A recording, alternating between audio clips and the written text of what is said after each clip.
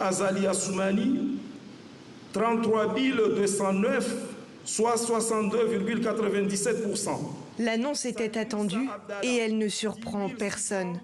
Après 2 jours mouvementés, le président sortant Azali Assoumani est réélu dès le premier tour selon les résultats provisoires annoncés par la commission électorale.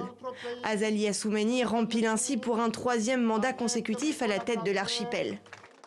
D'abord, nous féliciter de la façon dont sont passées et puis souhaiter que les gens vont suivre les voies légales pour la contestation au niveau des structures agréées et que lorsque les résultats finaux vont être donnés, tout le monde va se concentrer et se contenter de ça et que tous on soit unis pour le développement de notre pays dans la paix et la sécurité, Inch'Allah. La Cour suprême des Comores a 5 jours après les élections pour confirmer les résultats. Des résultats sans surprise dénoncés par l'opposition. Dès dimanche, le jour du vote, elle n'a cessé de pointer du doigt des fraudes électorales et des bourrages d'urnes.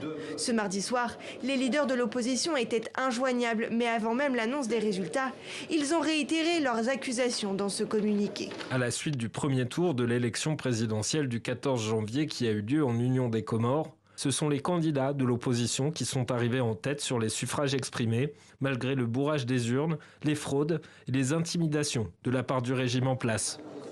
Azali Assoumani devrait ainsi être à la tête de l'archipel jusqu'en 2029.